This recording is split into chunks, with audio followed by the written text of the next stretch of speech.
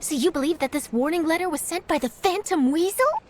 Absolutely. I've said it before and I'll say it again. The Phantom Weasel never acts as you expect. He must have faked his own death 10 years ago using a body double. Now that he's back, I'm sure the guards who worked on his case back in the day are in for a headache, but however this turns out in the end, the one thing it won't be is boring. Couldn't agree more. As a journalist, I'm gonna get a lot of mileage out of this one. Thank you, sir, for your time. Now, whom should I interview next? Huh? Hey! What a coincidence! Fancy meeting you here. Perfect timing. So, the Phantom Weasel's latest warning letter. What are your thoughts? Yeah, this is the first time we're hearing of this one. Could you clue us in? Huh? Oh, sorry. Yes, this case is from a decade ago. I guess you wouldn't know about it. Well, not to worry. You're in good hands because I'm a professional. The story goes like this. 10 or so years ago, a phantom thief became active in the court of Fontaine. Known only as the Weasel, nobody knew his true identity, and the authorities never managed to catch him. Wow, cool! He sounds like one of those mysterious night burglars that you read about in novels. Precisely. Well, except the part where they actually have a good reputation. Our Weasel targeted whatever people held dear, and no one was safe from his predations. He would just as soon steal a necklace from a rich merchant's safe as he would a toy doll given to a commoner child for their birthday. I know, the phantom thieves you read about in novels rob the rich to pay the poor, but this guy did not discriminate. Unsurprisingly, this didn't work wonders for his public reputation. Every man and his dog wanted to see him behind bars. Yeesh. So, did they catch him? Not exactly. There's a good chance that the Weasel would still be at large to this day if it hadn't been for an accident 10 years ago. A magician named Cesar fell to his death in a botched high-altitude escape performance. When the police went through his personal effects, they found a hoard of stolen loot and gadgets used for criminal activities. And that was how the Phantom Weasel's identity was revealed to all. Sure enough, thefts in Fontaine went down after Caesar's death. But today, 10 years on, the notorious thief has once again issued one of his warning letters and pasted it on the gate of the Opera Epiclese for all to see. I had to squeeze through the crowd this morning to get a photo as soon as I heard. Here, it's this one. So, this is the warning letter, huh? Let's see what he wrote. 3 days from now, when evening falls, I shall take from you that which you hold most dear at the Opera House, just as you did to me 10 years ago. This is, without a doubt, a clear declaration of criminal intent. After years of laying low, the Phantom Weasel is back with a vengeance. What once seemed like an open and shut case has been blown wide open again. But why has he reemerged now? And what does he want? I sense an epic scoop, and I'm going for it. Uh-oh. If this thief will steal anything that other people value, does that mean even we might be targeted? Really? Oh, let him try. In fact, Hyman's gonna eat all her snacks right now. Let's see what he can do about that. Okay, the people have spoken. It's clear that the public are very concerned about the Phantom Weasel's reappearance. Let's see, I've got a photo of the letter, my interview notes. Yep, that should be enough to form the skeleton of my article. It does feel like something is missing, though. Something exclusive. Who should I interview next? I need someone with a more concrete connection to the Weasel. Is that who I think it is? Lyney! Magic, magician, Cesar! The Phantom Weasel! That's it! Let's go interview Lyney! You see, the original Phantom Thief Cesar was a magician too! And what do Phantom Thieves and magicians have in common? They both have an air of mystery about them. Perhaps there's a connection there. Are you serious? What sort of a deduction is that? Oh, relax. My journalistic instinct tells me that an exclusive news story is beckoning. Let's go. No time for delay.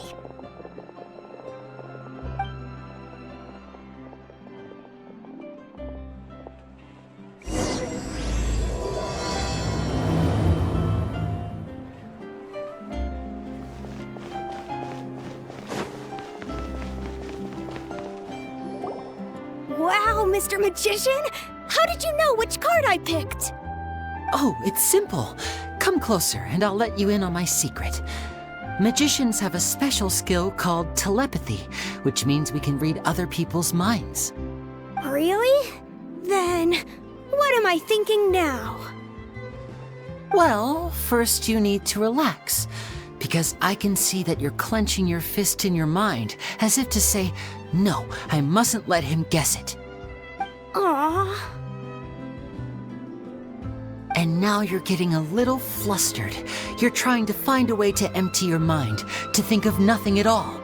But the more you try to hide a secret, the easier it'll come out. You snuck out from home today, didn't you? You told your family a little lie so you could come out and play. Now, that's not a good habit. You can tell? Oh boy, you really can read my mind. Of course. Oh, and that's the end of my performance. You should really be heading home. Remember to apologize to your family, all right? They must be worried about you. All right, got it. Bye, Mr. Magician.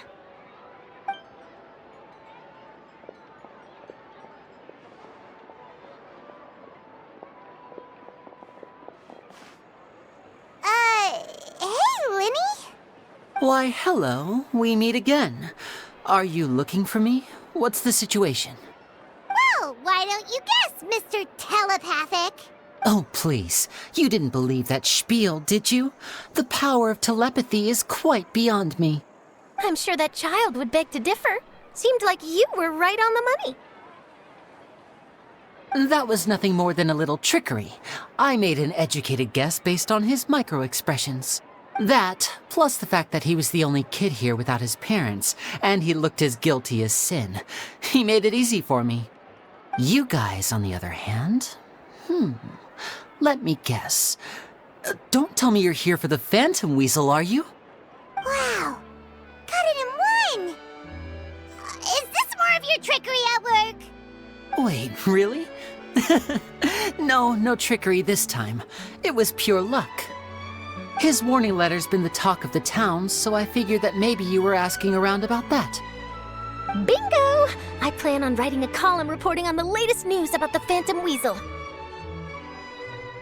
So, Lyney, what are your thoughts on this infamous thief's reappearance? To be honest, it makes me angry. Angry? Why? You read his letter, right? The Phantom Weasel claims he's planning something in 3 nights' time at the Opera House. That's the night I'll be performing there. Huh. What are the chances? Wait a minute, you don't think he's after you, do you? Well, if he is, then his warning is clearly a direct challenge to me personally. And if he's not, then it's still going to be a huge headache for me. The mere mention of the Weasel's name is enough to scare people off.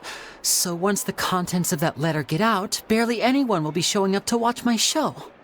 But I've been preparing for this for a long time. I'm not about to let him ruin my big day. This leaves me with only one choice. I have to expose the Phantom Weasel's identity before the show begins. Really? So what you're saying is, we might get to see a live duel between a famous magician and an infamous thief? Wow, this has exclusive written all over it. To be honest, I'm not sure if I'll emerge the victor. The Phantom Weasel is a notorious crook, infamous for his inscrutable methods.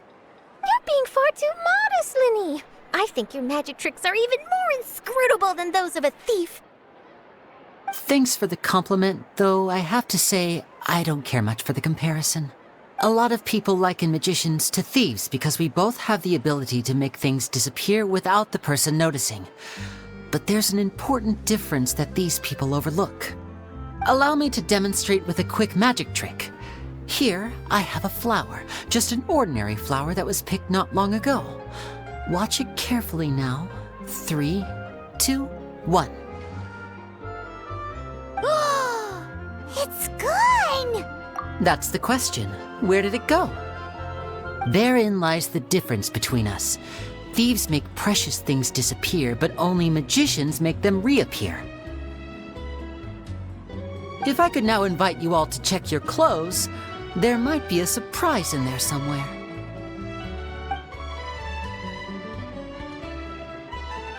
A surprise? Let me see!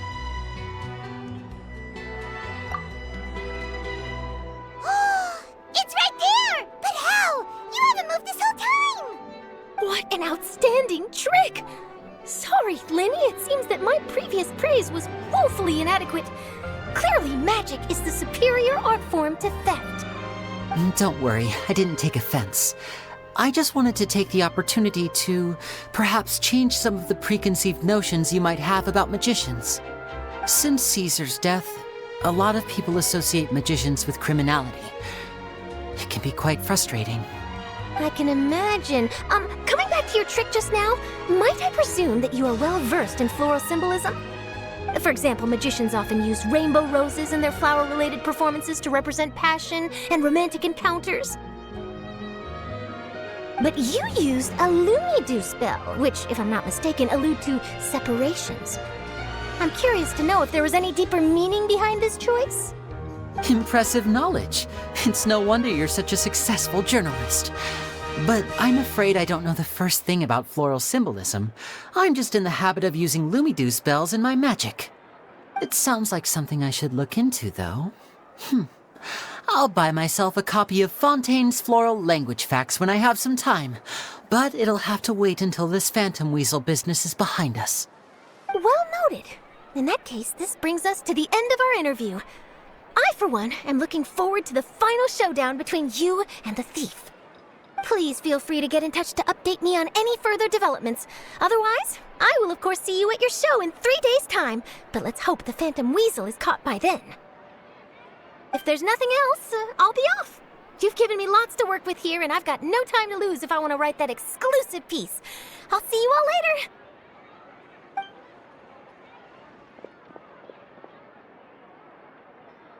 So, Lyney, are you gonna tell us how you did that flower trick now? I'm afraid that's my little secret.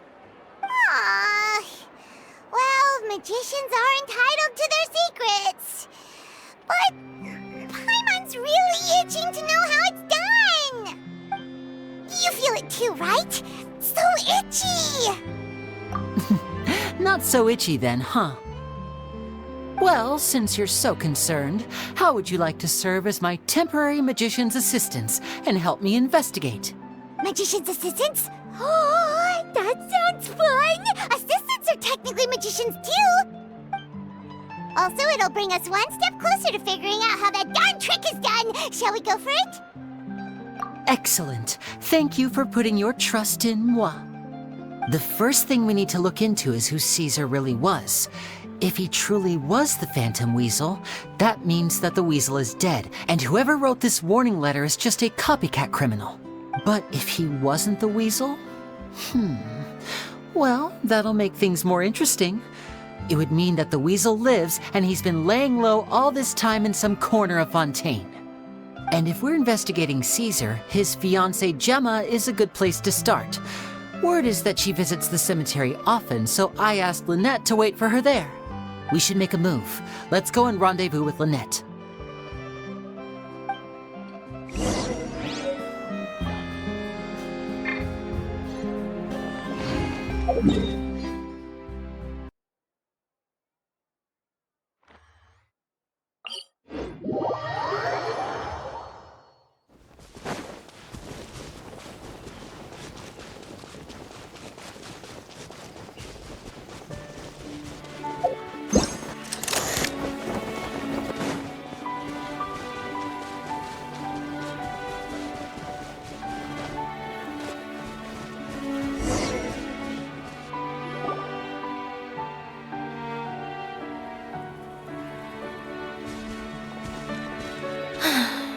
You took your time. Sorry, I bumped into the Traveler and Charlotte en route, and we ended up chatting for a while. It's been a while, Lynette. We're working as Lyney's temporary assistants in the investigation of the Phantom Weasel. Thank you. It's good to have you helping. So, what's the situation? Have you seen Jemma? Nope. I've been here a while, and she still hasn't shown up. How bizarre. Maybe it was bad intel. Well, we won't get anywhere by standing around waiting. Traveler, Paimon, let's go ask around.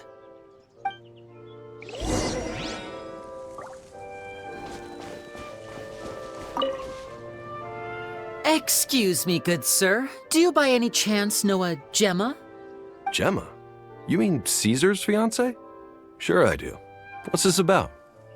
I'm just trying to get a hold of her because I need her help with something. I heard she comes here a lot. Yeah, she does. Poor thing. It's no secret why either. She's heartsick. Ever since Cesar passed away, she's been coming here once every week to clean his grave. Often she just sits there in front of his headstone, lost in thought. Sometimes she talks to herself. I asked her what she was doing once. She said she wanted to speak to him again. She knows he's gone and can't hear her from the grave, but she just likes to spend time there, telling her fiancé all about how her life is going. And she's been doing this ever since Cesar passed away? Oh, so 10 years. Wow. Their love must have been really strong. I'll bet. Caesar's reputation fell apart after his identity was revealed, so no one else visits his grave. Jemma's the only one who still thinks about him after all these years. I don't know if the mind lives on in the waters after death, but if it does, I'm sure Cesar must be grateful to have someone who remembers him fondly. If I'm honest, I think this is all so unfair to poor Jemma. Her fiancé was a low-life crook. He doesn't deserve someone like her. Anyway, all of that said, she's running later than usual today. Normally, she'd be sitting in front of his grave by now. I wonder if she's okay. Well, that's everything I know, I'm afraid. You might have more luck asking some other people. All right, well, thanks for sharing all of this with us. We'll keep asking around. You're welcome. I just hope she'll be able to move on one day.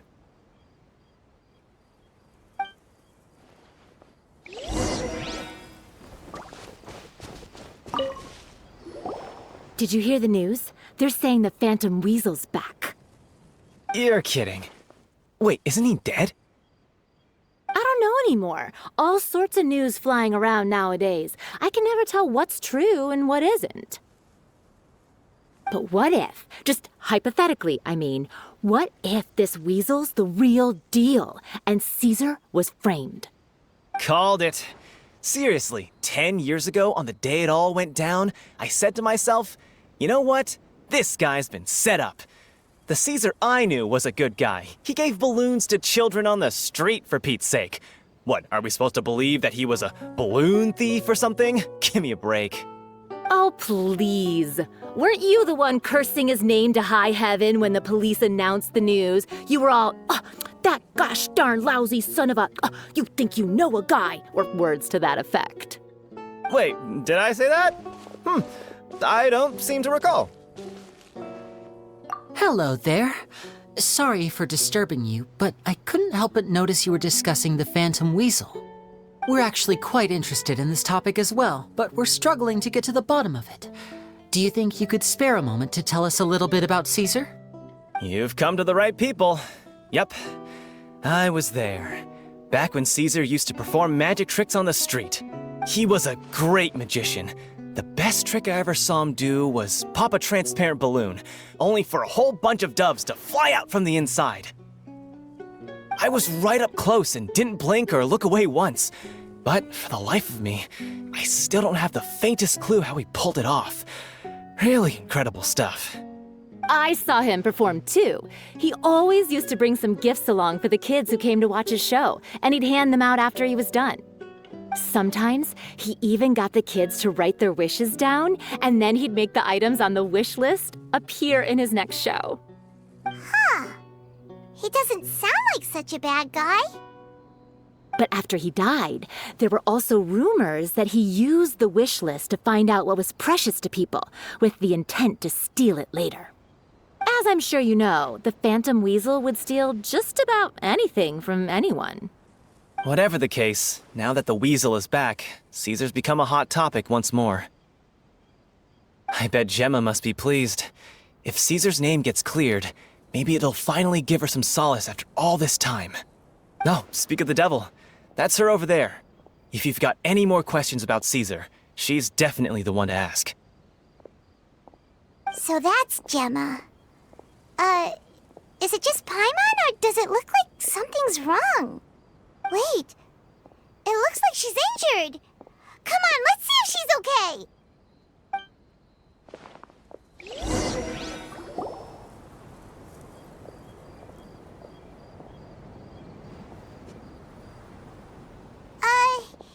Hi there. You're Jemma, right?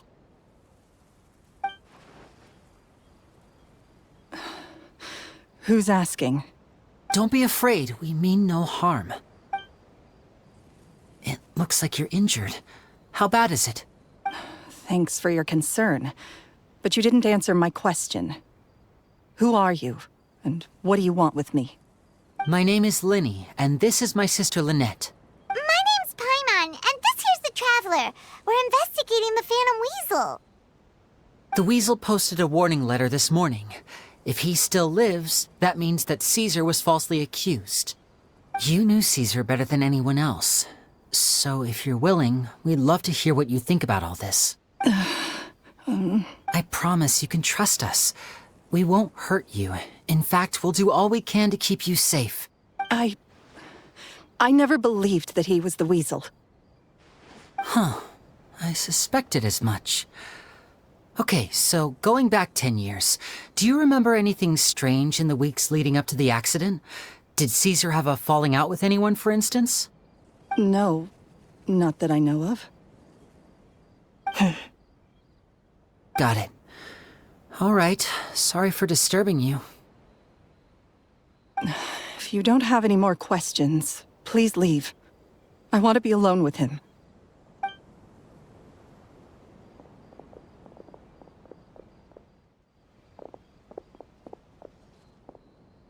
Judging by the look on her face, there's definitely something fishy about her.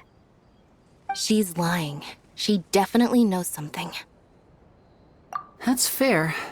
We're just a bunch of strangers who showed up and started questioning her about things that happened a whole decade ago. It makes sense that she'd be wary around us. In any case, I doubt we'll get any further here, so let's call it a day. Meet me outside Hotel de Boer tomorrow, and then we'll start the next step of our plan.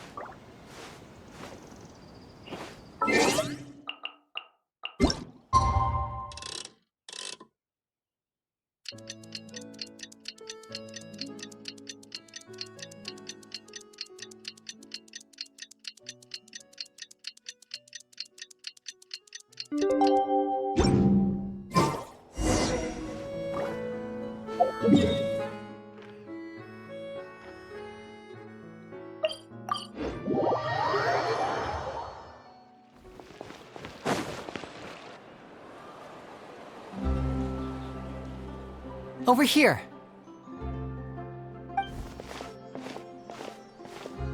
Lynette's not joining us today? I've had her follow Jemma and see if we can make any inroads with her. They should be at a cafe right now. Still, I don't think that Gemma's likely to open up to us. Today, we'll be looking into a guy named Lorenzo, Cesar's former pupil and assistant. When Cesar passed away, all the stolen goods discovered in his home were confiscated and returned to their rightful owners. But Lorenzo was the only one privy to all his magic secrets, and he inherited his craft. Before long, Lorenzo was the next big magician in town, his fame surpassing even that of his master, and it made him very wealthy. He's since left the magic scene though, and these days, he's a wealthy businessman with his fingers in a lot of different pies. I had to pull a lot of strings, but I managed to get him to agree to a couple of drinks with me. Be warned though, I hear he's got a hair-triggered temper. We'd best be careful.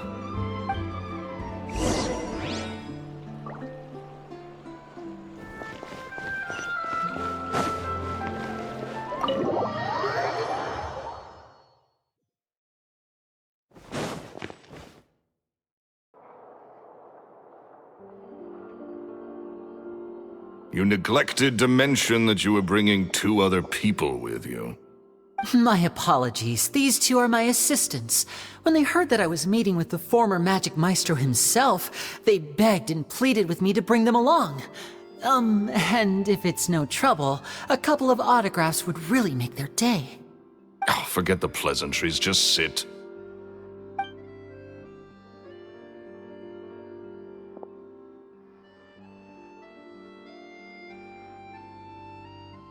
Get a load of this guy. Forget the pleasantries, he says, but he looks pretty happy about Lyney stroking his ego. I only agreed to meet since we're both magicians. Do me a favor and cut to the chase. I have more important things to do than drinking. Much obliged, sir. As it happens, the matter I want to address is also related to magic. Yesterday morning, a warning letter from the Phantom Weasel appeared on the entrance to the Opera House. He claims to be planning something for the same evening that I'm scheduled to do a magic show there. As such, I believe that I may well be his target. I have to get to the bottom of this to ensure that my show can go ahead as planned. Naturally, any investigation into the Weasel starts with a few questions about Cesar, who... What is there to investigate?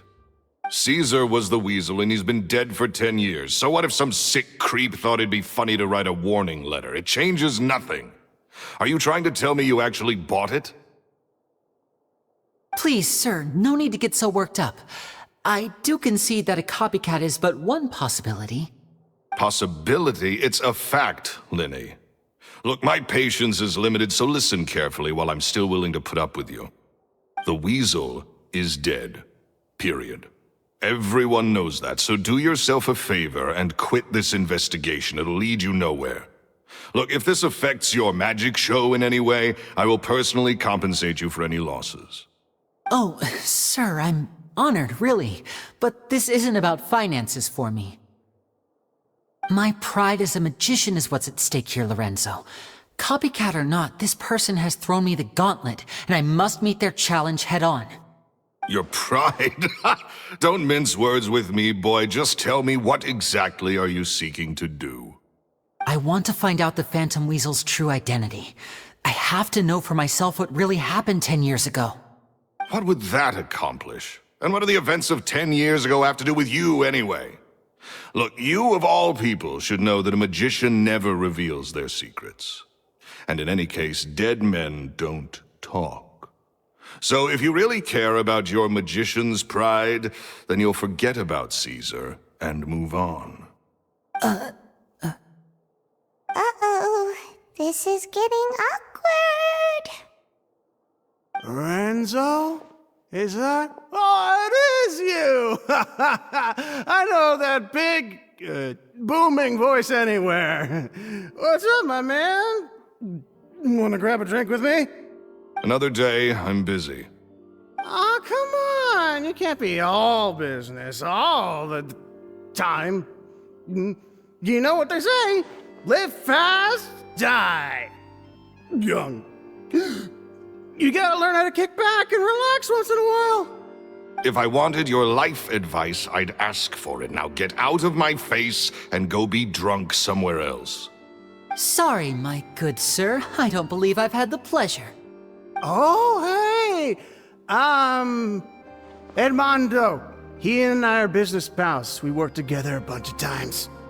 This is your first time meeting him? Oh, he's always like this. Foul-mouthed and hard-nosed. Never heard a kind word out of this guy the whole time I've known him. And he wonders why he can't get a girlfriend, despite being, what, pushing 40, 30, something? Anyway, point is, a lot older than when he first got rejected by the girl he was into. And he's still into, from what I hear. Shut up and get out of my face. Another word out of you and you can forget about doing business with me ever again. Do I make myself clear? Sorry, I may have had a little too much to drink. All right, I'm gonna leave. Don't work too hard.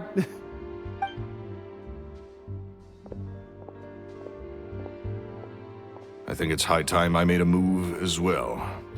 If you really want to investigate this, Lyney, be my guest. But if nothing good comes of it, don't say I didn't warn you.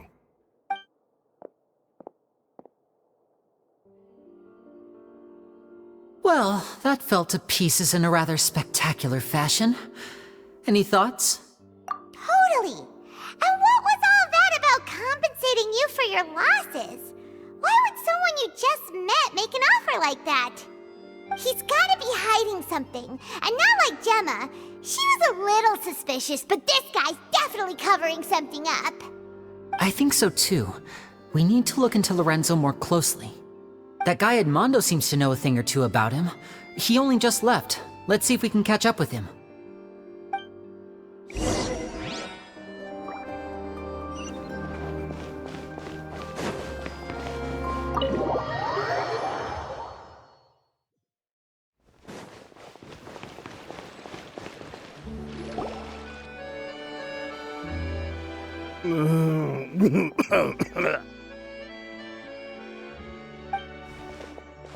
You okay there?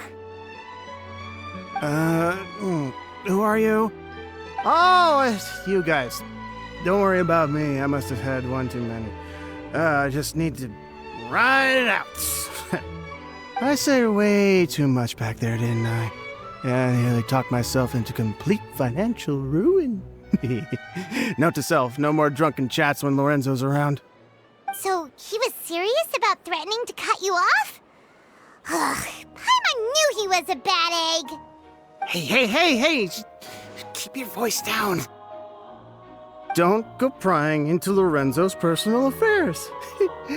Bad things happen to people who ask too many questions, or make an enemy out of him. What kind of bad things? Don't even ask. I'm sorry, I'm gonna have to cut this conversation short. I'm not crossing that line again. And take it from me, trouble with Lorenzo is one thing you don't need in your life. You saw him flare up back there. I don't know what you said to him, but clearly it touched a nerve. That's not a good sign. You're too young for this. Don't get in over your head. I'm leaving.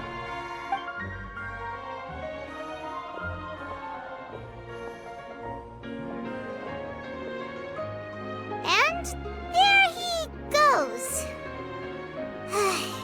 What do we do now, Lyney? Shh! I think we're being watched. Someone was listening in to our whole conversation. Don't say anything and don't look back. Any altercation in the city will attract the guards. We'd better take this elsewhere.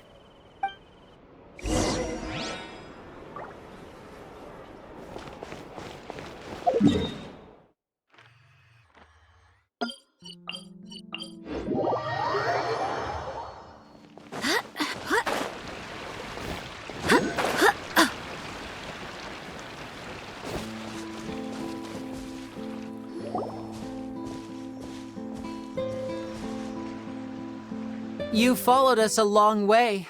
Why don't you come out and introduce yourselves? So you're Lyney. And where's your sister? Ain't she with you today? Save us the trouble and go fetch her for us. Let's not drag this out.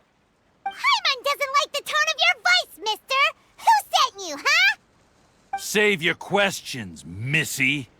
You ain't gonna need answers where you're going. Capiche? Looks like we can't avoid this fight. Now, I'm not the strongest fighter, so I hope you're ready to back me up. Don't worry, we got this!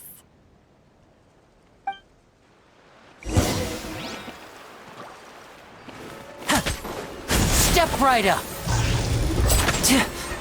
Yeah! Written in the stars!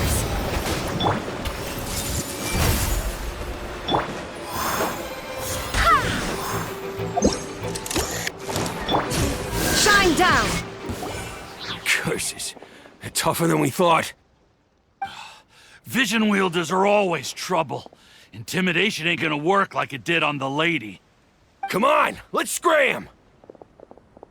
Hey, wise guys! We ain't through with you yet! Oh, they got away! Did you catch what they said just before they left? Something about intimidating someone else. Sounds like they just wanted to rough us up as a scare tactic, and they've already done it to someone else, but who? You're right. She was injured when we saw her yesterday, and she acted like she had something to hide. Maybe she was too scared to tell us the truth because those guys had threatened her. Well, if that's the case, she should be more willing to open up to us once she learns that those thugs won't be bothering her anymore. Let's head back to the cafe and see if we can get any information from her.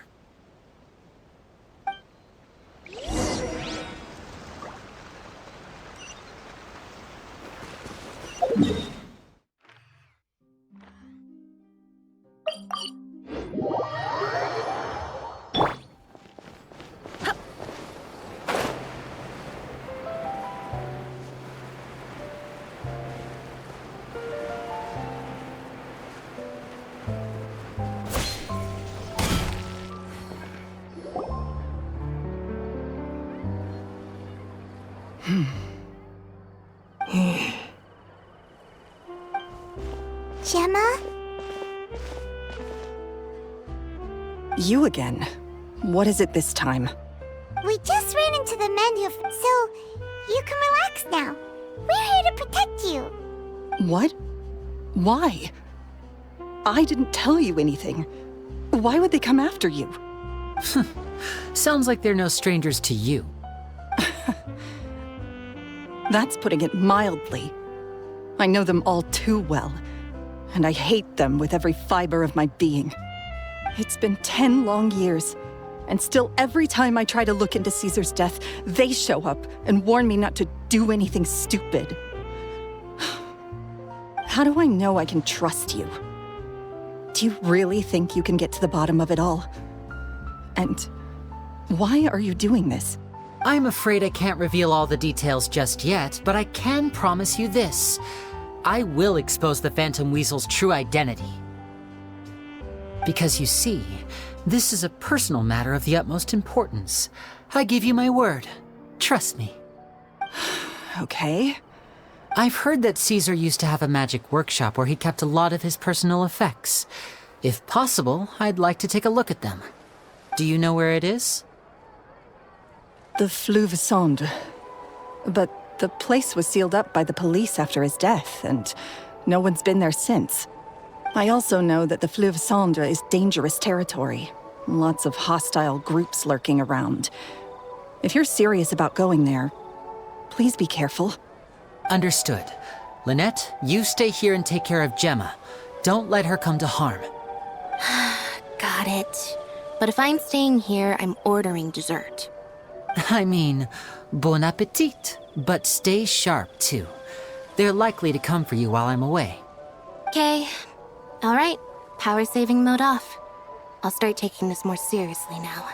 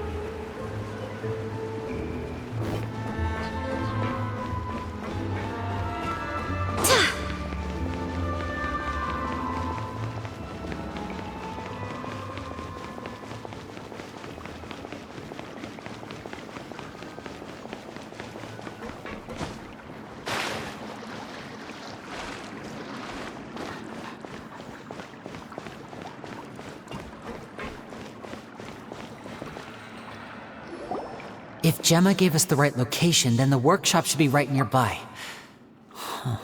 Looks like these boxes are blocking the entrance. Let's shift them away first. There we go. It should be just down here.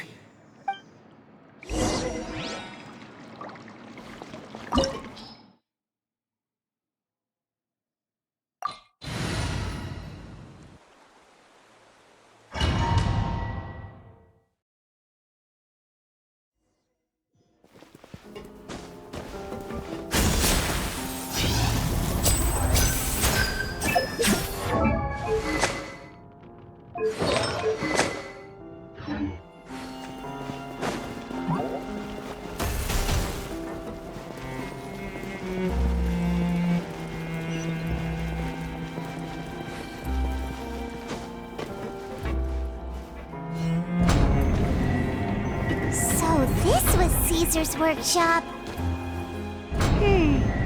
Nothing suspicious here, just normal magic props. Let's head in further. What was that? Oh, is this one of Cesar's gadgets? Guess we must have triggered some sort of device.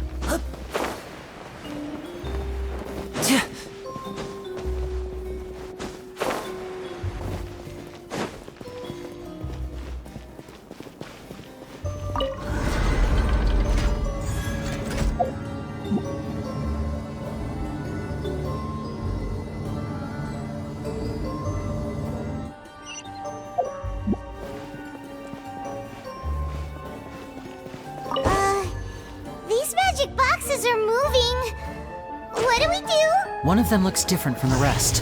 Let's investigate.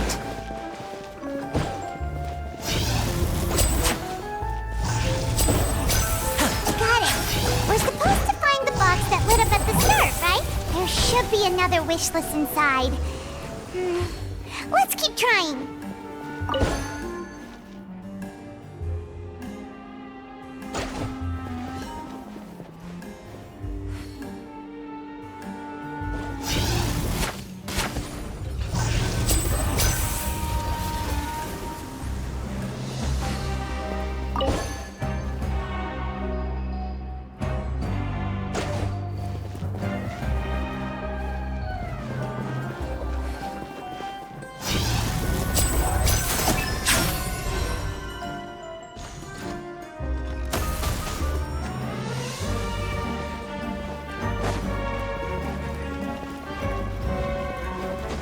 Looks like we've reached the end of this route.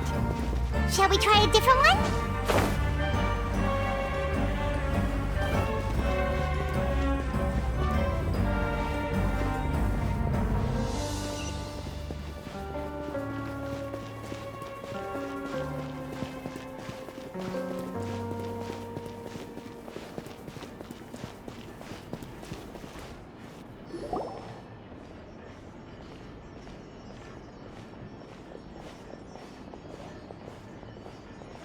That's weird. Have we reached the end already? There's nothing here. Maybe this was a wasted trip. This place seems a little too ordinary for a magician's workshop. There's a distinct lack of mystery. We've triggered quite a few devices on the way here. I'm starting to wonder whether Cesar built this whole place as one big, elaborate magic contraption. If so, then there must be more to this place than meets the eye. Maybe a hidden room somewhere. Aha! If I just move this book, then hopefully... And... presto! A secret passageway! How did you know? I'm a magician too, and apparently great minds really do think alike. Looks pretty big inside. Let's head in and take a look around.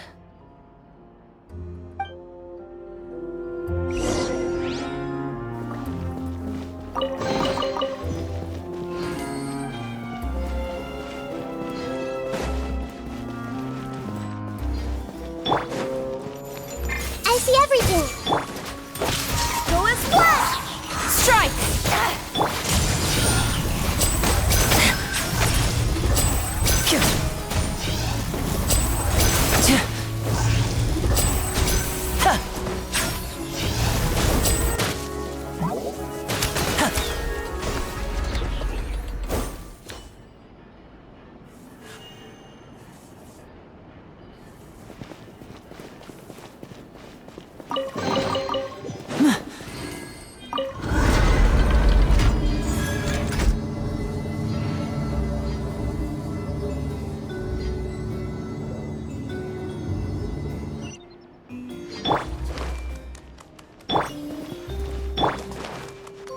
Everyone hold hands!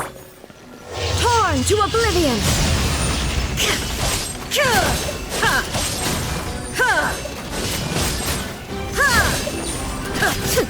There is no escape!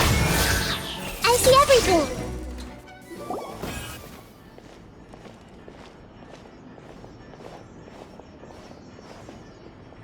Why have you stopped, Lyney? Is there some device in that box? It just looks familiar somehow. Let me check this out for a second while you guys go on ahead. If anyone makes a major discovery, let's rendezvous here. All right, see you in a bit!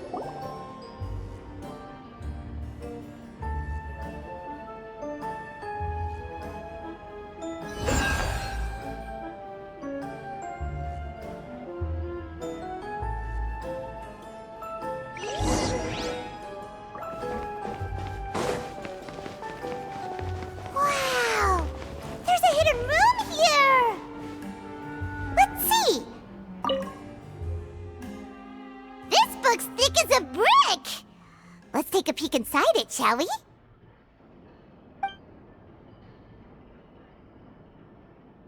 At one of my shows a few days ago, a child asked me how I pulled candy out of my hat.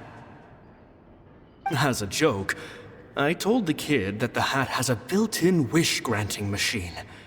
Next thing I know, today a whole bunch of kids were pestering me to pull all sorts of things out of the hat.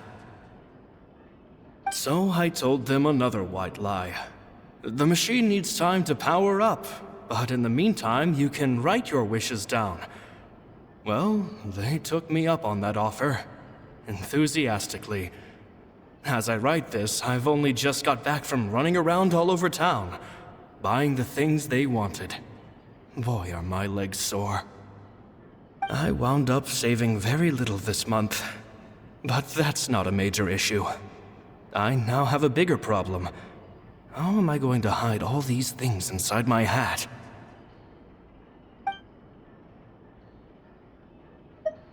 Two children came to talk to me after today's show. I don't know why they were out on their own. They looked much too young to be unsupervised. I do hope they got home safely. Anyway, they said that they wanted me to teach them how to do magic. It's not uncommon for children to ask this, of course, but I've never seen any of them as serious about it as these two. I told them that learning magic is very hard work, but that didn't faze them at all. It's like they already knew. They seemed so committed. I couldn't turn them down.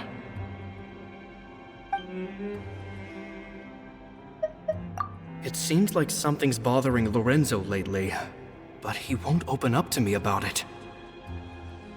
Surely he's not upset that I agreed to teach those two children. I'll have to talk him around. I have a good feeling about those kids. They're naturally talented, and it seems like they're not new to the world of magic. They have all sorts of fantastic ideas. All I'm really doing is helping them develop a more professional standard training plan. They wanted to call me Master, but I told them they absolutely mustn't.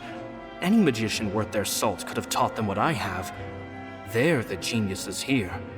Compared to them, I don't deserve to be called any sort of master. With time, I have no doubt that they could become far greater magicians than I. My only concern is why they're so mature for their age. I fear they've had to grow up too fast. I don't dare to imagine what they must have been through. Jemma thinks so too. She doesn't like being around them. Says that their eyes are too piercing. They don't bother me, but then again, I've never been the sharpest tool in the shed.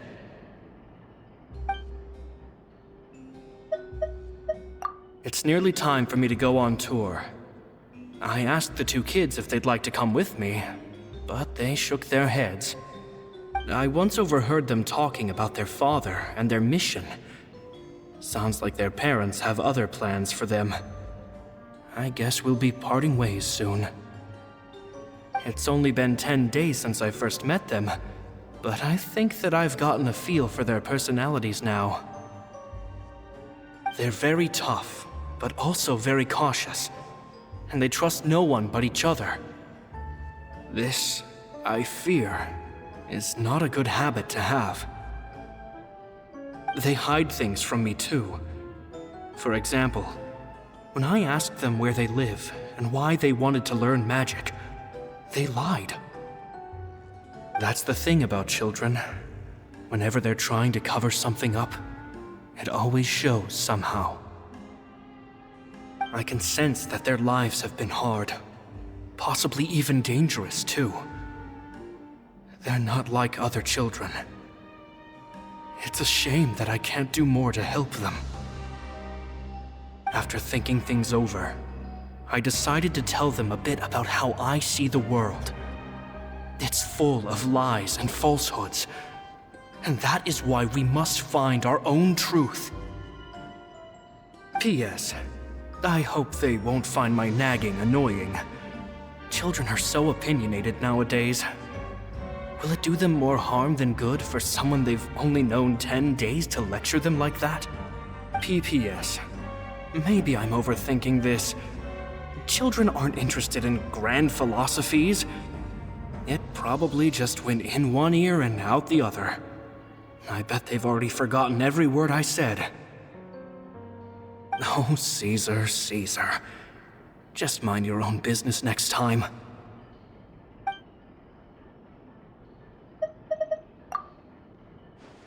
Two magic geniuses with a father and a mission, huh? Sounds a lot like he was writing about Lyney and Lynette, don't you think? So did they meet Cesar when they were kids? Let's...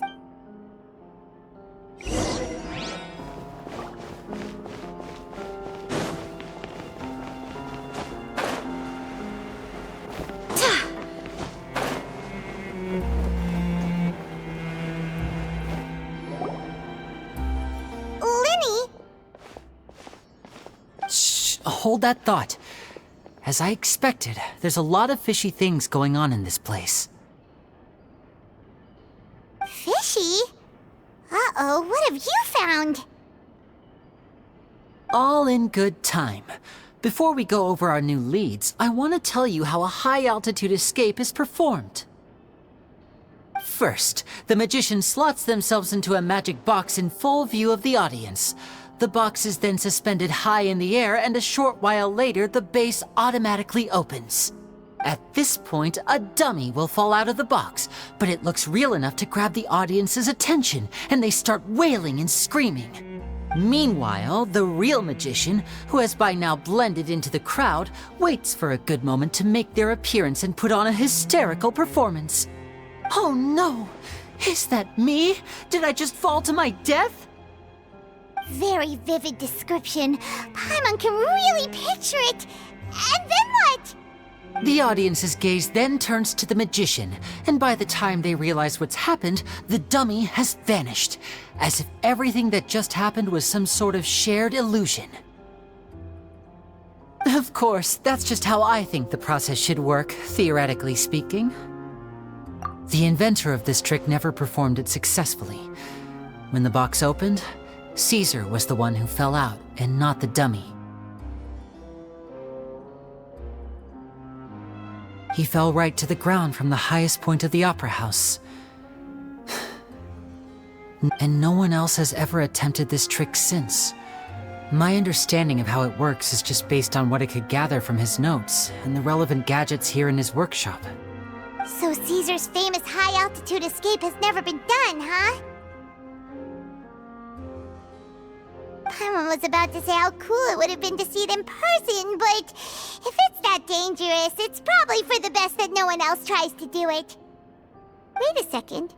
So if a dummy's supposed to drop out of the box, then where does the real magician go? How does he get out? Glad you asked. That brings us to the secret of said box.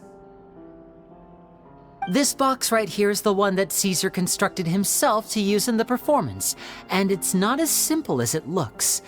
Inside, there's a device that only the magician himself would know about.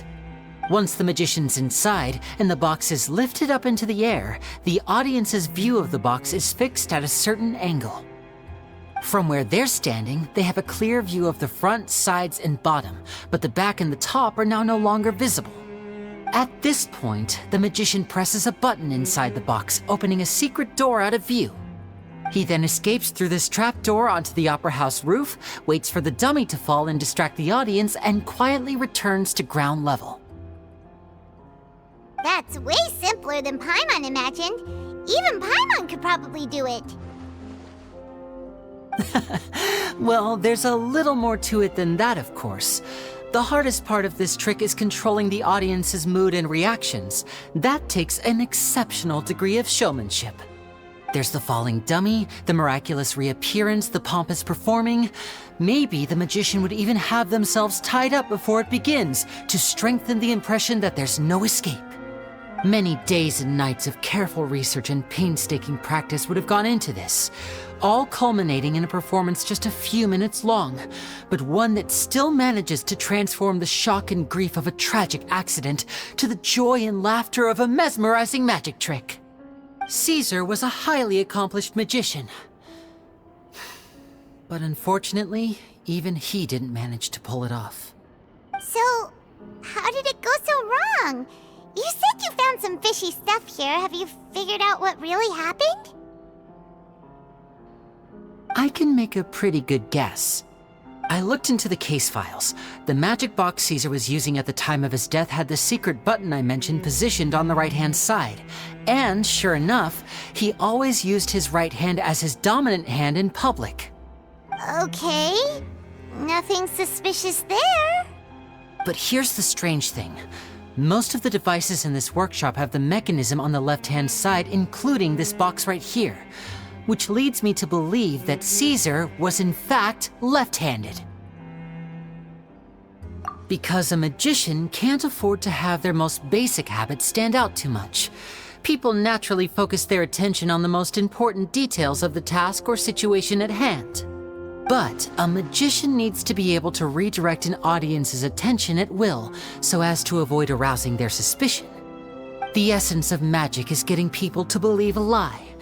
If even the truth raises eyebrows, the falsehoods become all the more difficult to mask. And so, Cesar trained himself to use his right hand to align with his audience's expectations. Great magic always requires sacrifices. But in his most stressful and nerve-wracking moments, and when no one was watching, reflex would kick in and he'd use his left hand. That's why he set his gadgets with the mechanism on his left. Exactly. I think that's likely what happened. Cesar would have been under a lot of time pressure during the escape. He'd have had mere seconds to open the hidden compartment, retrieve the dummy, then open the secret door and make a swift escape. But I'm sure he was confident. He would have rehearsed countless times to the point where it was second nature. He'd barely need to think about what he was doing because muscle memory would guide him through. So he opened the compartment, took out the dummy, checked everything was in order, and then went to leave. With his left hand, he reached for the button, and suddenly, his heart skipped a beat. It wasn't there. Much like when you reach for your keys but find your pocket empty, his mind needed a moment to process what was going on. Instinctively, his left hand would keep feeling around for the missing button, maybe for another second or two, until the bottom of the box gave way. With the stakes being as high as they were, just a 2-second delay cost him everything. The authorities would find nothing suspicious and conclude that his death was due to his own error. When in reality, someone switched the boxes, and they did it to murder him. But how would they be able to make the switch without being noticed? That would be difficult to pull off, no? It would have to have been someone who knew that he was left-handed and who could move his props around without arousing suspicion. Someone who was always by his side. Isn't that right, Lorenzo? You just couldn't let sleeping dogs lie, could you? There's not a lot of people who'd go to all this trouble for some magician who died 10 years ago. I didn't want to have to do this, you know. Silencing you the hard way just creates more problems for me to deal with. But I gave you your chance. I hoped you'd do what's good for you and back off like the lady, but you disappoint me. You mean Jemma? So you are the one who's been threatening her! Yes, although however stubborn she might be, she was never much of a liability. But you people, you never even knew him, but for some reason you just wouldn't drop it. Which is why you can't leave this place alive. Take them out, and make it quick. Do your worst!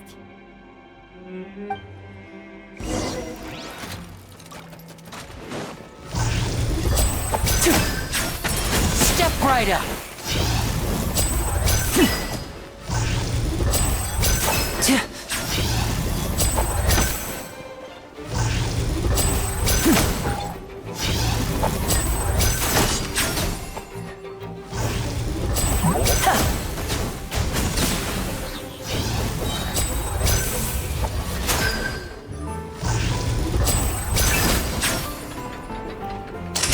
Let's get this show on the road!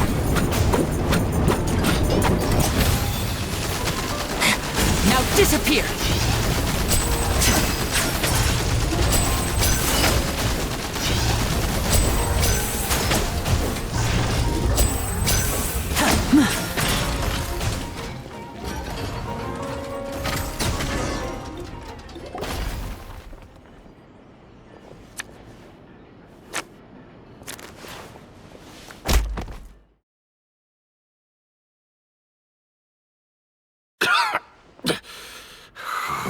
kids are tougher than you look.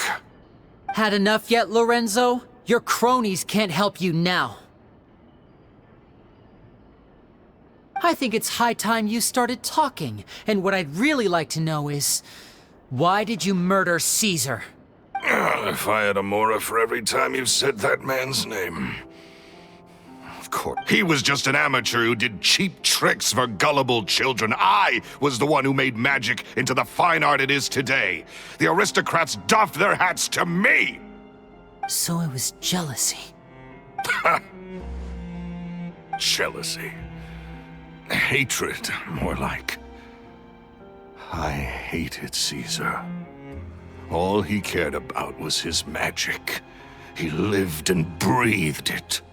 He poured everything into his street performances and his stupid tours like it was just a hobby to him, never bothering to think about Mora. What sort of fool devotes their life to the art of deception and never has a Mora to show for it? But the people loved him, didn't they? Oh, how they looked up to him.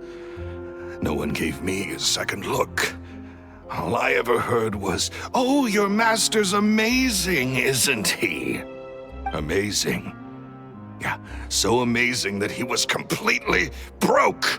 Every other apprentice was living it up at their master's expense, but no, not me. I put in all the work, mastered all the skills, and it brought me nothing more than the life I already had. He forbade me from using magic to trick people out of their Mora. There was nothing he hated more than that. And with his reputation in Fontaine, it was too risky for me to go it alone. As long as he was alive, if I dabbled in my own brand of money-making magic, he would expose me, and it would destroy me. I had to kill him. There was no other way. He had to go. And this was your only motive? It was reason enough. What other motive would I need? Well, I was under the impression that there might have been other factors at play. For instance, maybe you were in love with Jemma, but she was engaged to Cesar. In love with Jemma? Don't be ridiculous. Guess I was wrong about that then. Next question. Are you the Phantom Weasel? I am. Cesar was so strict with me. He insisted that his way was the right way, that the sole purpose of magic was to bring joy to the world. I never bought into any of that. I was more interested in the practical value of magic.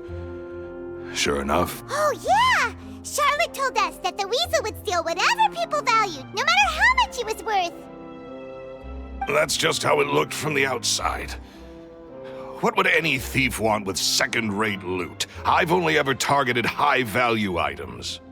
I stole cheap things as a way of practicing my craft. It was other people's overactive imaginations that conjured up the preposterous image they then dubbed the Phantom Weasel. So that's the story, huh? Well, I hope you're ready to tell it all over again during your trial. What choice do I have? You're a pack of wolves, and you've got me between your jaws. You've seen what's here, and my last-ditch effort to stop it getting out has failed. What else can I do? So be it. I've enjoyed power and wealth for the last 10 years, the likes of which Cesar could never give me. I wouldn't choose for things to end this way, but I regret nothing. Very well. In that case, I'll contact the guards. Traveler, Paimon, keep an eye on Lorenzo for me. I'll meet you just outside the workshop when I'm back.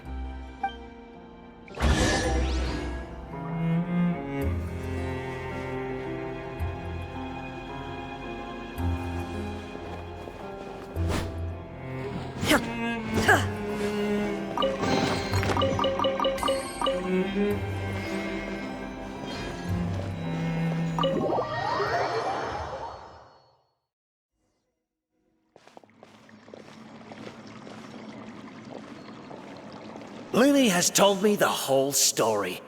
Lorenzo, do you confess to the murder of Cesar and to framing him for the Phantom Weasel's crimes?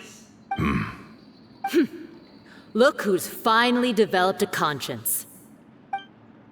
What kind of disciple murders their own master? I hope it was worth it, because there'll be hell to pay.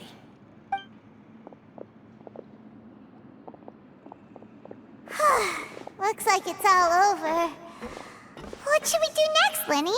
Should we start preparing for your show? Let me think. Let's rendezvous with Lynette and Jemma first. With Lorenzo in custody, Jemma will no longer have to fear for her safety. Good point! We should go tell Jemma the good news right away! It'll give her some peace of mind for sure!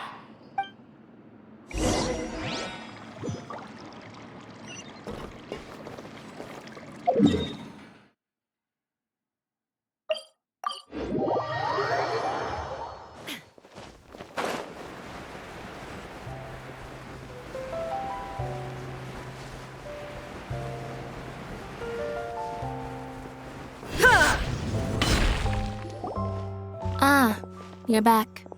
You were so quick. I've only just finished my third dessert. Your third? Lynette, come on, we've talked about this. Everything in moderation. You're not gonna have any room left for dinner now. It's fine. I'll shift to exercise mode and jog off the excess sugar. That's besides the point. Well, it's done now, but try to eat a more balanced diet in the future. Point taken. Did everything go okay? Of course! Lorenzo was no match for us. The guards are taking him into custody as we speak. Gosh, that's amazing. I'm sorry, I still didn't know if I could trust you, but now it seems I can. I had my suspicions about Lorenzo, but It's okay, we understand. He did threaten you. Paimon would find it hard to trust strangers in your position too.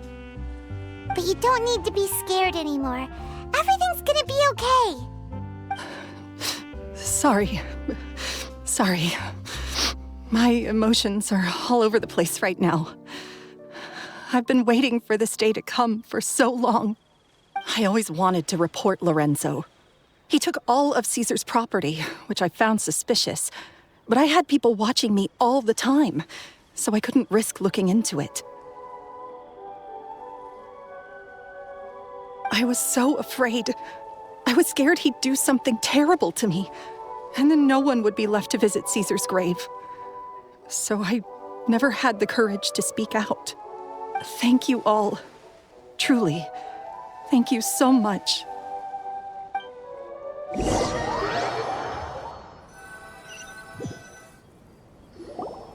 Thank you all for clearing Cesar's name. I never would have guessed that Lorenzo was the real Phantom Weasel. He never showed any signs that there were problems between him and Cesar in public. From the outside, it looked like they got along great. To think that lowlife's been living life to the fullest all this time, while Cesar's name was getting dragged through the mud. It's a travesty. At least his soul can finally rest in peace now, thanks to your efforts.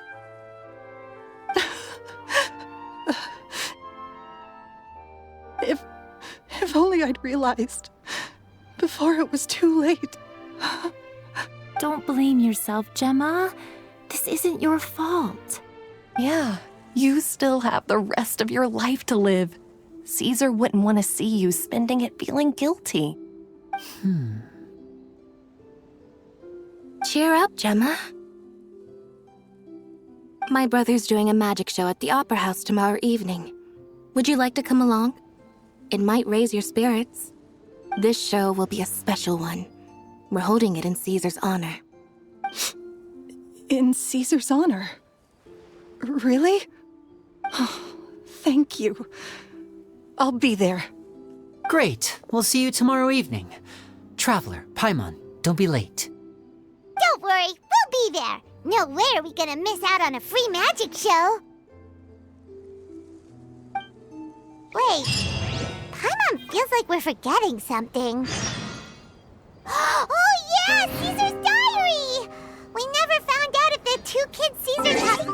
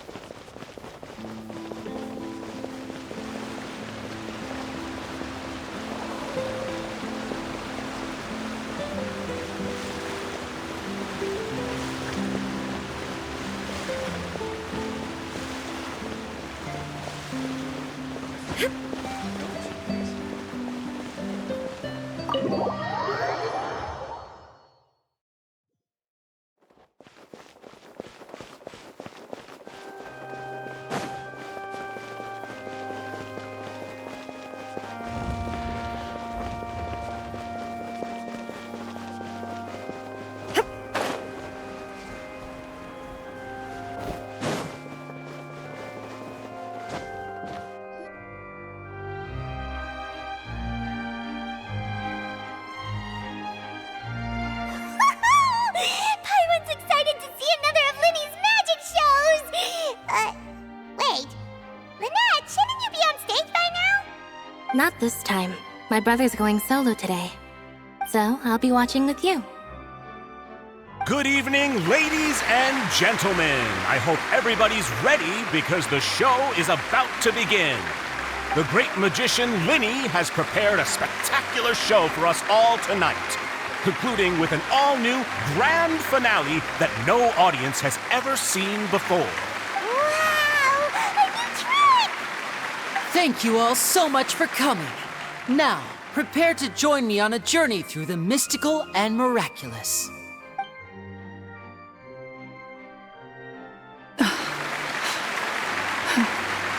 Exciting stuff, isn't it? Yes, it's just...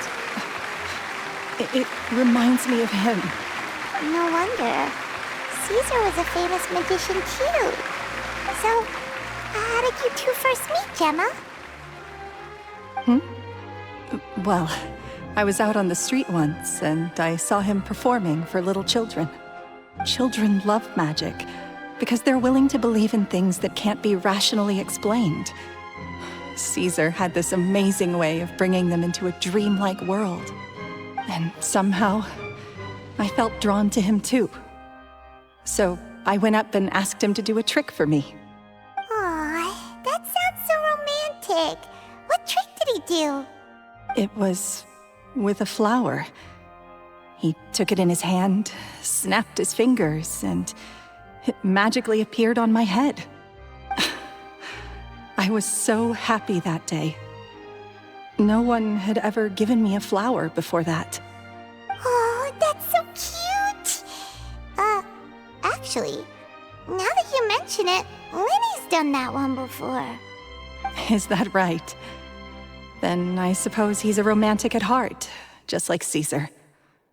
So let's treasure the time we have with him. After all, you never know when the people dearest to you might be gone. That's right. It's all over now. Paimon doesn't really know how to comfort you, but at the very least, no one's gonna be intimidating you from now on. You can breathe easy at last, right? Right. Yes, you can breathe easy now, Phantom Weasel. See? Even Lynette says... Wait, what? The Phantom Weasel? Lorenzo escaped? Where is he? What do you mean, Phantom Weasel? As Lyney once said, a performer's job is to commit fully to their role and put on a flawless performance for their audience. But once the bag of tricks is empty and the curtain falls, it's time to end the show. The spotlight is no place for someone with no more cards up their sleeve. It's been 10 years, Jemma. Aren't you tired of the grieving widow act? I think it's time to put an end to it. What are you talking about? Paimon doesn't like this riddle. Traveler, Paimon doesn't like where this is going. Come on, say something! Ladies and gentlemen, I hope you're all enjoying the performance so far. There will now be a brief intermission, after which Lyney will perform the most electrifying act of tonight's show, the one we've all been waiting for. The final performance will take place outside of the Opera House, so please make your way outside in a calm and orderly fashion. The Phantom Weasel never did like public places, did they? Don't worry, this place will be quiet soon. Let's talk somewhere else for now.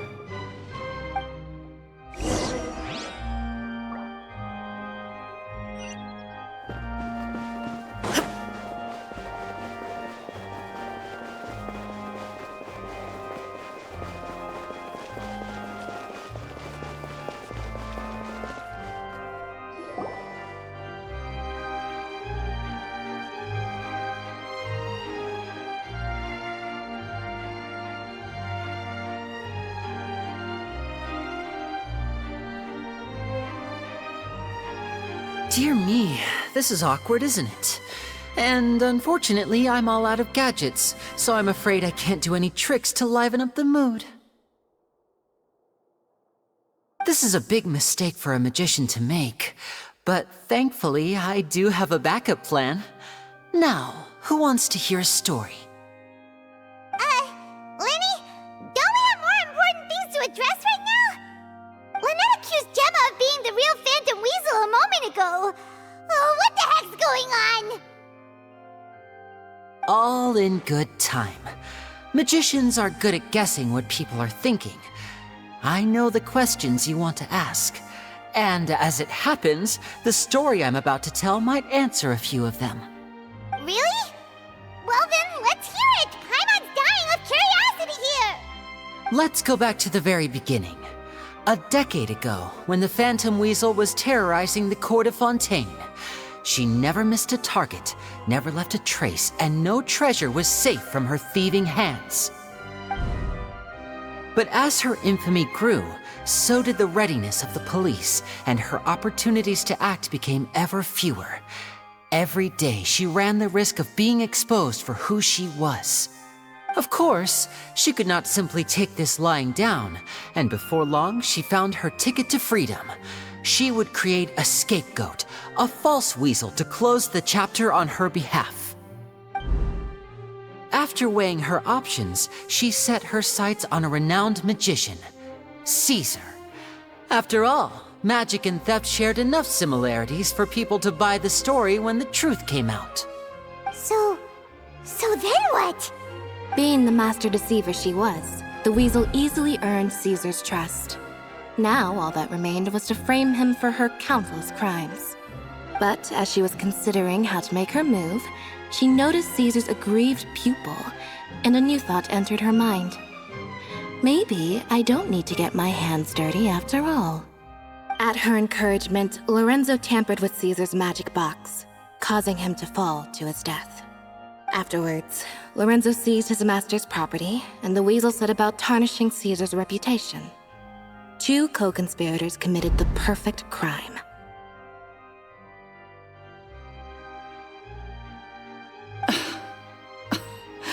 I've got to hand it to you.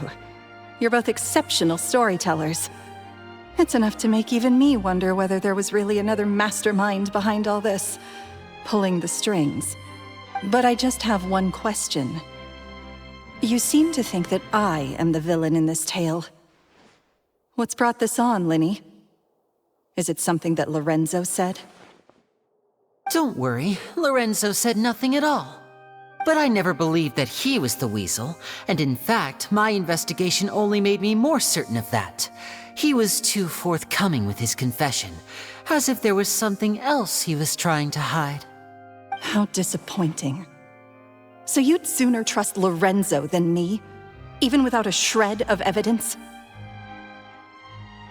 A magician is an expert at playing the audience to get the result they want. And I have no doubt that you, Jemma, are equally talented in this regard.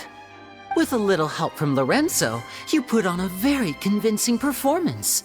The lovesick fiancé, whose devotion to her betrothed is unshakable, even under threats of violence.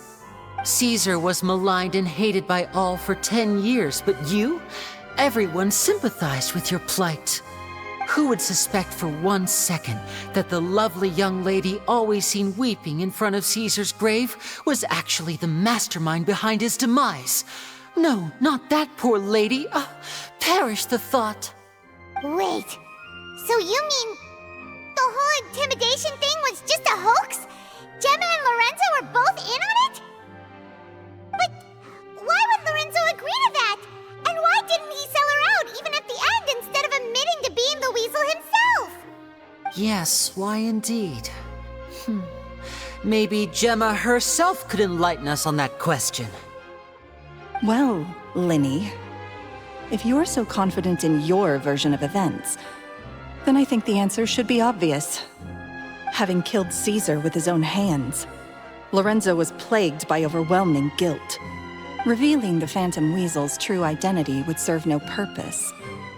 But if the Weasel remained free, then she could take care of Lorenzo's loved ones. An excellent answer, though sadly a little dull. Is that right? Well, don't let me bore you. If you'd care to change the topic to something more interesting, I'd be much obliged. As a matter of fact, there's one thing I'd really like to understand. Why would the real Weasel have targeted things that only have value to other people? Could you shed any light on that? Of course. After all, we're just telling stories here, aren't we? If I had to guess, I would say that the real Weasel must have had a terrible childhood. Left to fend for herself after her parents died young. Betrayed, scorned, beaten. She'd scrounge waste paper from garbage bins to draw on, using twigs and dirt for lack of ink and pen. She'd sew ugly rag dolls from whatever scrap material she could get her hands on. This was her only source of happiness in life. But it was all she needed, and she was content. Until the world decided that even this was too good for her. Once again, she was betrayed. And this time, everything was taken from her. She felt like life was a miry pit that dragged her further down the more she struggled to escape. At that tender age, she should have been happy. Instead, she stood in the shadows and watched with envy as all good things in the world passed her by. This was a fate too cruel for anyone to bear. Her pain became a breeding ground for dark thoughts. Thoughts which festered and grew into a twisted solution to her troubles. I detest the happiness of others, in all its forms alike. I will rob them of everything they hold to be good and true, and it will fill the void in my soul. That's some pretty heavy stuff.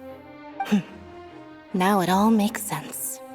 Does this story satisfy you, Lyney? Yes, it is quite to my tastes. Thank you for helping to clear up my confusion. Huh. That's right. What drove you to write that letter, Jemma? What were you trying to achieve there? Because without that, none of this would have ever come to light. She didn't write the letter. After 10 long years, I'd hoped that the Phantom Weasel would be consigned to the history books by now. But it seems like someone still wasn't ready to let her finally be at peace. Lyney. Or should I call you the Phantom Copycat now?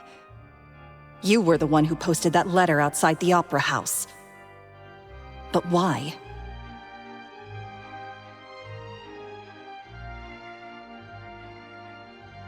Very sharp, Phantom Weasel. Still as shrewd as ever.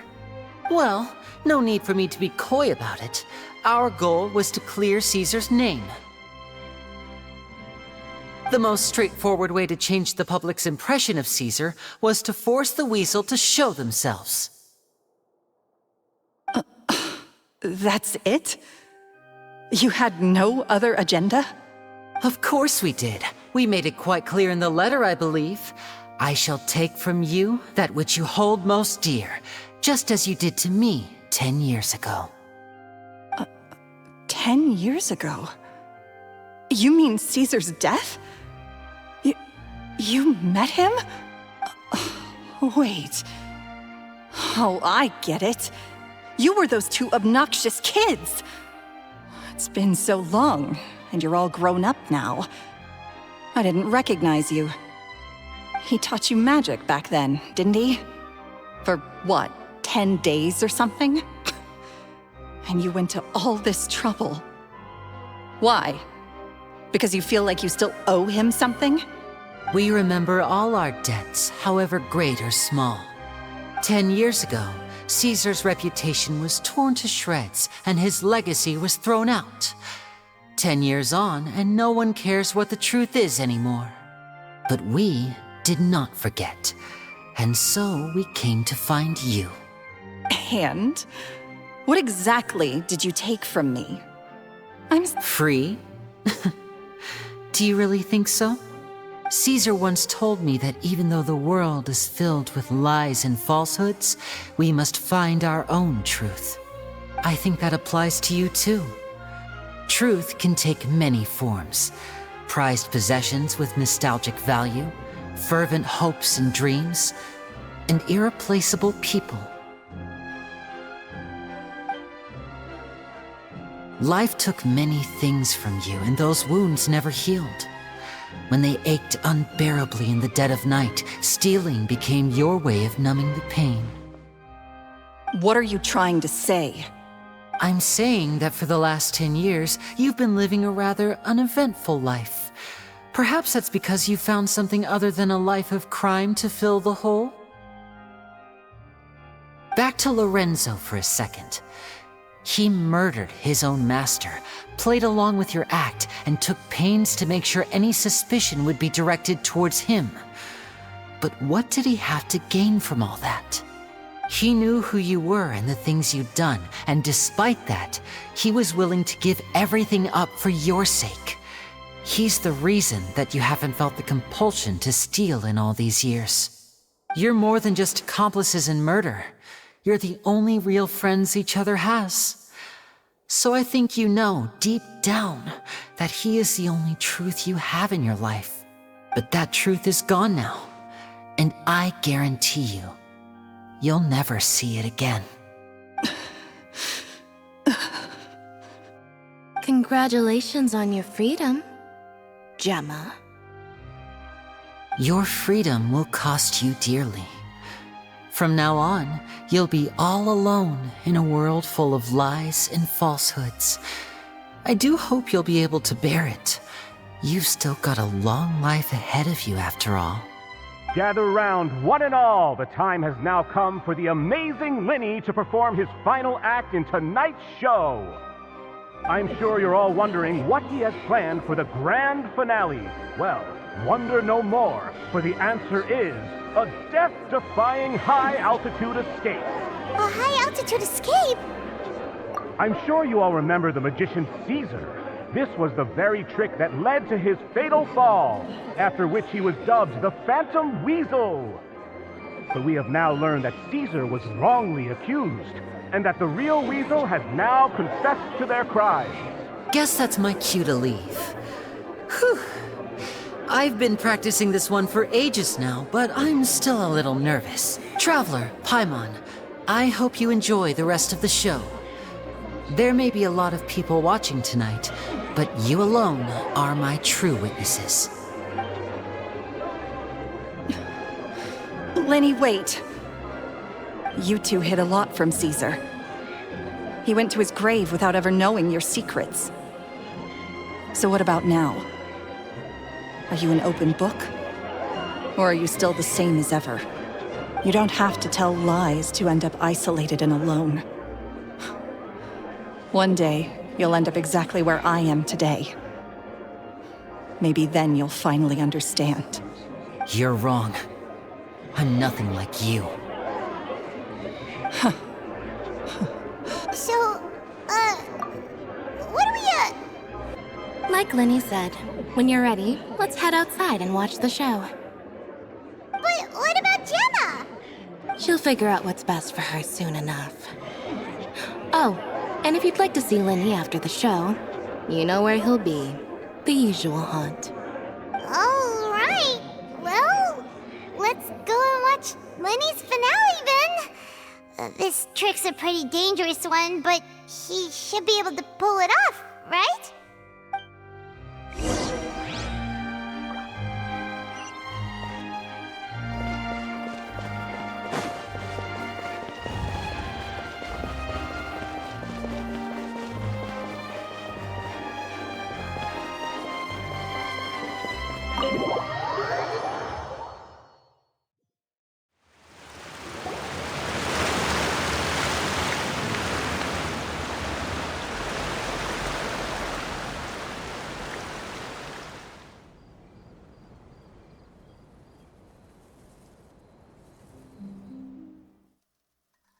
Magic should be mysterious, surprising, and defy logic. Magic is hard work, Every single movement has to be practiced thousands of times. It's alright. We're used to that.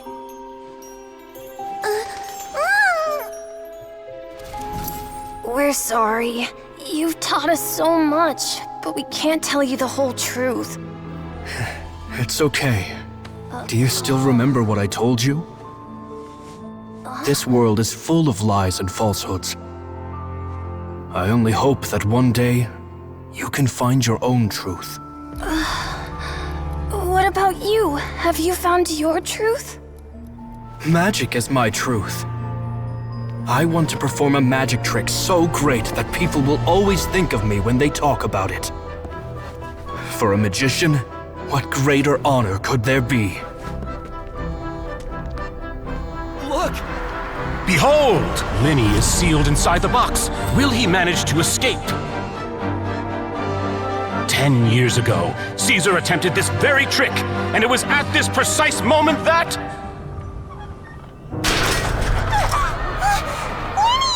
Watch out!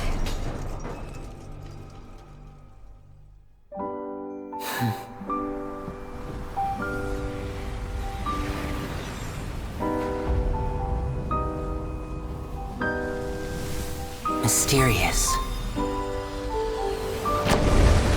Surprising. And logic-defying.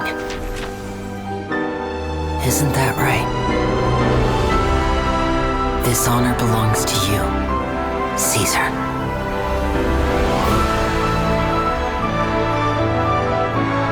I'm just sorry it's a little late.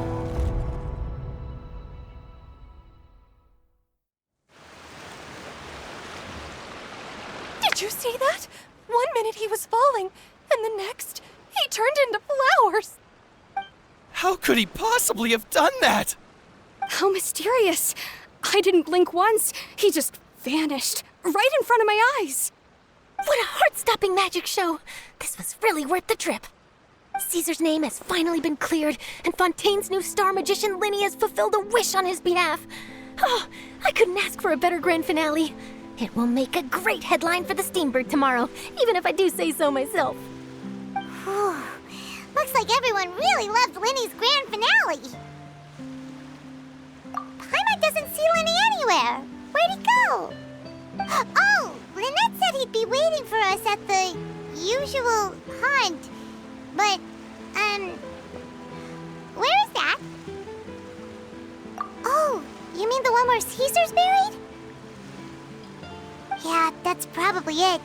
This whole magic show kinda seemed like Lyney's way of saying goodbye to Cesar. So it makes sense that that's where he'd be afterward. Alright, let's go look for him there.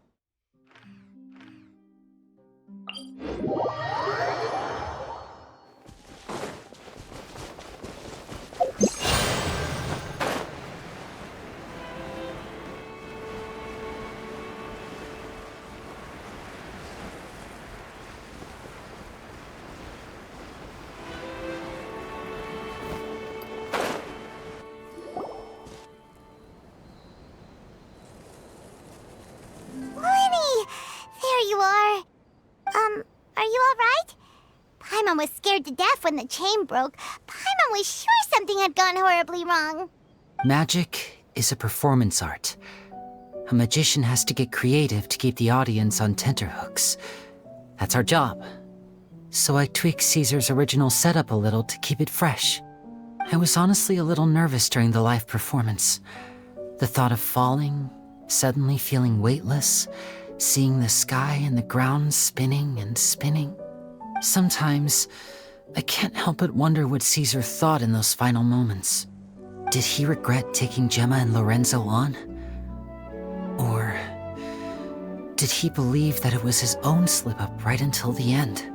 You know, Paimon's been wanting to ask you about something ever since we were in Caesar's workshop. You learned magic from Cesar once, didn't you? When was that? After I joined the House of the Hearth. To be honest, Lynette and I had an agenda when we approached him. I told you about my past before, remember? As a young boy, I survived by secretly learning magic from street performers. I'd watch their tricks and try to figure out how they were done. But I quickly realized that observation alone could only get me so far.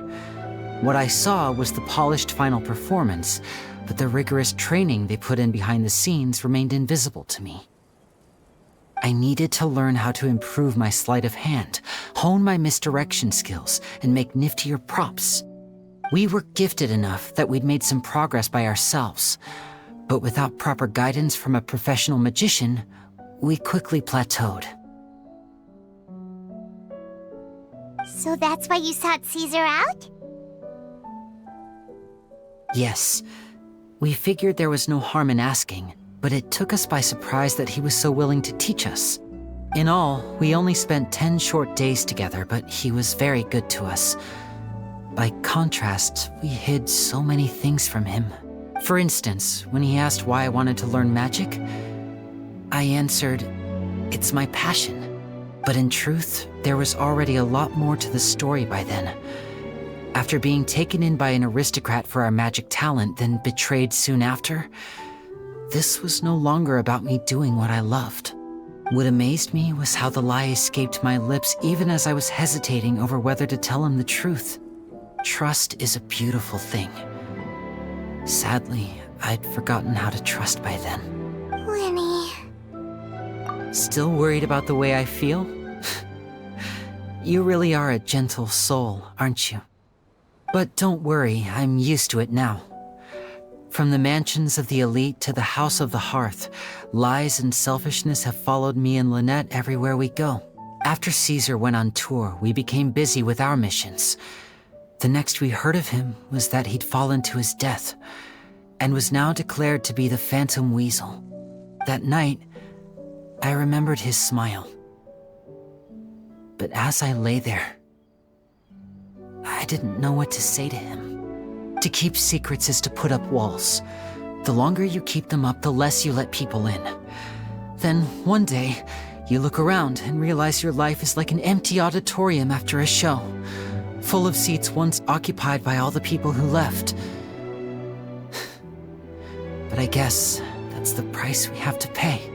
You only realize how much someone really meant to you when you lose them completely. That's why I was so confident this would hurt Jemma.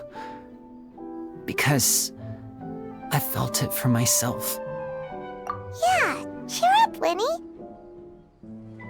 We've had to say our fair share of goodbyes during our journey, too. But whatever happens, Paimon always believes in what tomorrow brings. Delicious food, fun toys, and the traveler by my side. Paimon just needs to focus on things like this, and all the unhappy stuff goes right out the window. You know, Traveler, doesn't that kinda make you Paimon's truth? Exactly. It's the same for me and Lynette. We are the truest thing each other has in the world, and nothing can replace that.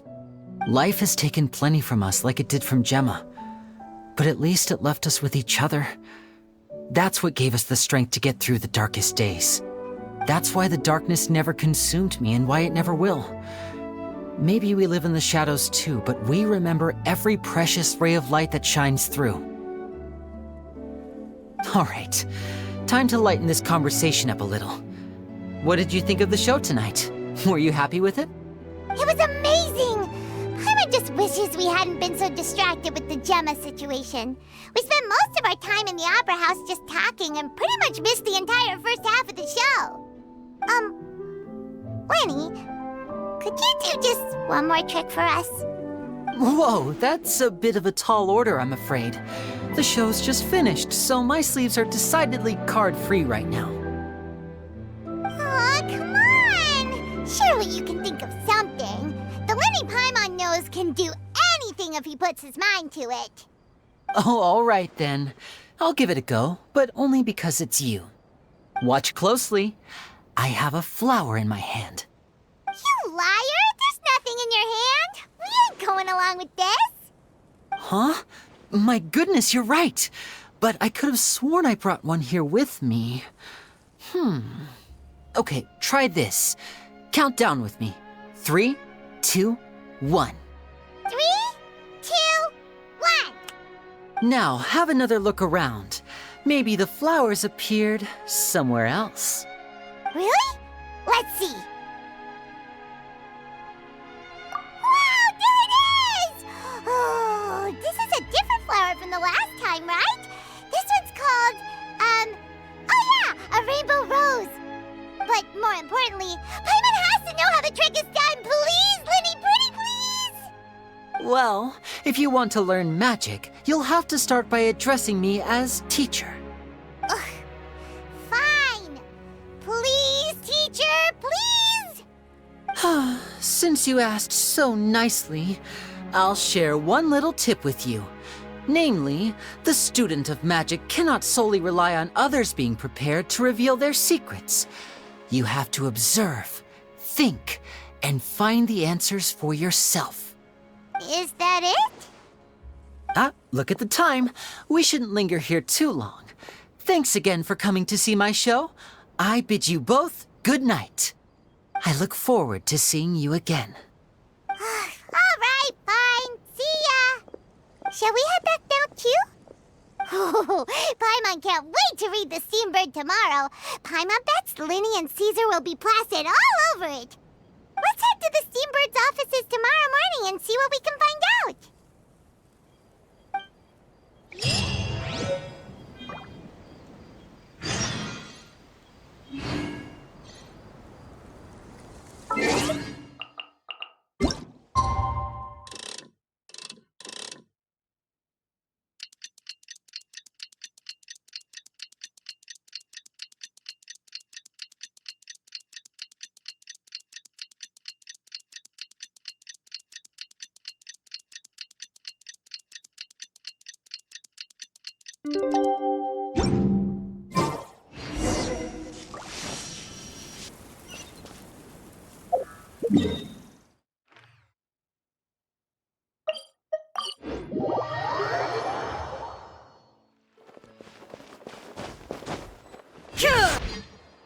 I'm very sorry, Charlotte, but my sister and I are quite busy today.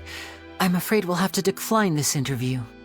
Oh, please, Lyney, I'll only take a moment of your time, if you would be so kind.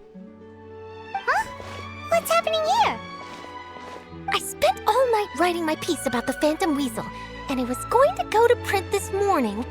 But just as dawn broke, I suddenly received news that Cesar's fiancée, Jemma, had contacted the guards and confessed to having been the real Phantom Weasel all along. That was quick.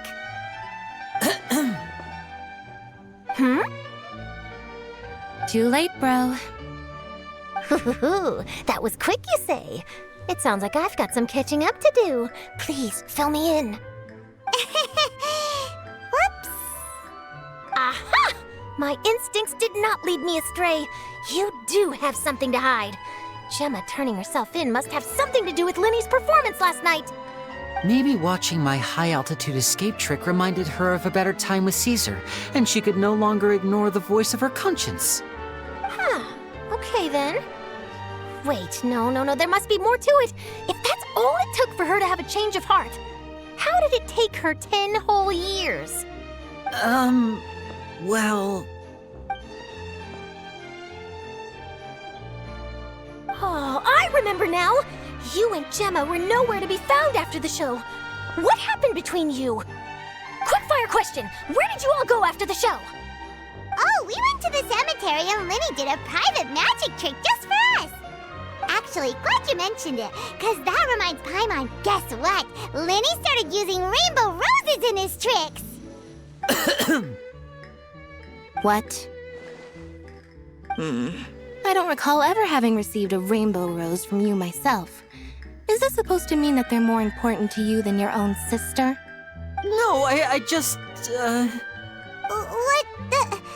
What now? Oh, did Paimon say something wrong again? This is getting pretty awkward. What do we do, Traveler?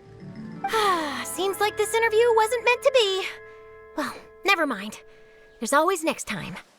Forgive my persistence, but when there's explosive news waiting to be found, I can't turn away.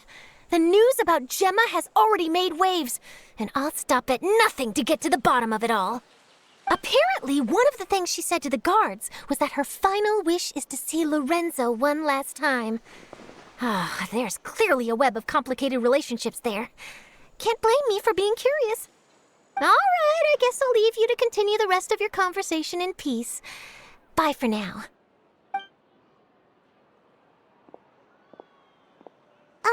Lynette? Paimon didn't mean to. Don't worry, I wasn't angry. I was just trying to distract her. Oh, really? Oh, thank goodness. You scared Paimon there. Phew. You and me both, Paimon. You and me both. At least it did the job, right? Please, take good care of that rainbow rose. I'd be really upset if you lost it.